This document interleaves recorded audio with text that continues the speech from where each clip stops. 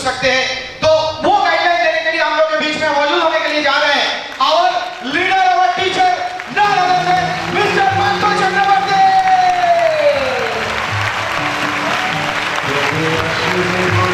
আকাশ में खोजा বৃষ্টি এখন হয়নি, তুমি আসবে বলে কৃষ্ণ চূড়ার ফুল ফুল ছুটে নেয়, তুমি আসবে বলে।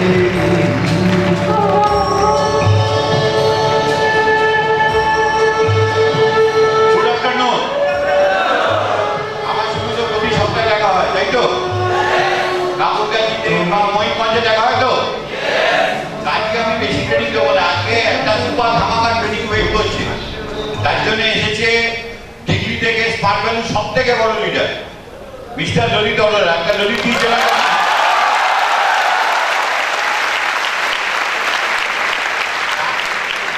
আমার ট্রেনিং ইউজুয়াল প্রত্যেক সপ্তাহে পাওয়া যাবে। আজকে হাফ ইয়ারলি রেকগনিশন ডে। একটাই কথা বলবো, রেকগনিশন ডেটে যারা যারা অ্যাচিভার হচ্ছে প্রত্যেকটার জন্য একটা জোরদার তালি হবে। আর যারা যারা অ্যাচিভমেন্ট করতে পারেনি তারা যাতে অ্যাচিভমেন্ট করতে পারে এইরকম এফর্টটা তাদের কাছে আশা করবো।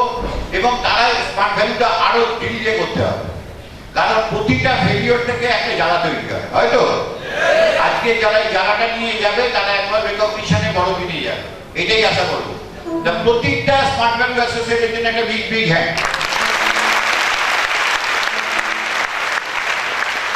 ভারতবর্ষে যত টিম চলে, পার্থভূমিকে লিডারশিপের যে টিমটা চলছে আমার মনে হয় one of the best ethical team.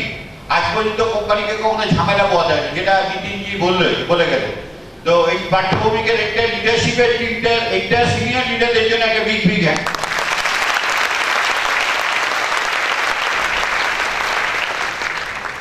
বেশি কথা কিছু বলার নেই, আমার জার্নির কথা মোটামুটি এই ঘরে সবাই জানেন, কেন কেউ না কেউ কখনো না কখনো এই ঘরে কখনো না কখনো আমার ট্রেনিং আছে নিয়েছে। যে স্বপ্ন বেশি বলবো না, একটাই বলবো, হার্ট দিয়ে কাজ করতে হবে, মনটাকে খুশি খুশি রেখে কাজ করতে হবে।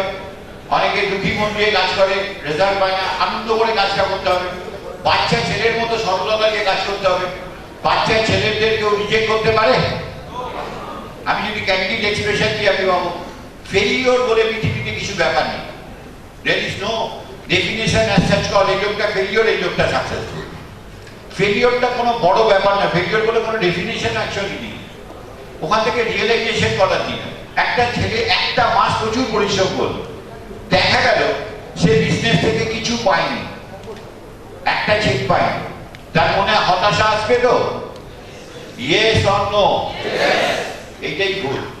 এই করে করে মানুষ তারপরে কি সারা পৃথিবী থেকে যত দুঃখের ভান্ডারগুলো আছে তার সেলুলার লেভেলে সে ঢোকায়, ঢুকিয়ে সে দেবদাস বনে, ফ্যামিলি লাইফে সে দেবদাস বনে, বিজনেস লাইফে সে দেবদাস বনে, প্রফেশনাল লাইফে সে দেবদাস বনে, এবং তার আউটপুট, তার এনার্জি ফ্যাক্টরটা কমে যায়।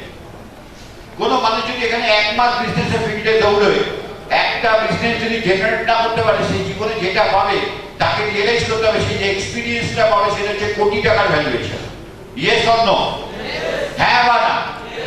এই কোটি টাকার ভ্যালুয়েশন একটা স্মার্ট ভ্যালু ছেলে যেটা অ্যাচিভ করে সেটা হচ্ছে মারাত্মক জিনিস। পরবর্তীকালে তাকে কিন্তু বড় কিনে নিয়ে যেতে সাহায্য করে।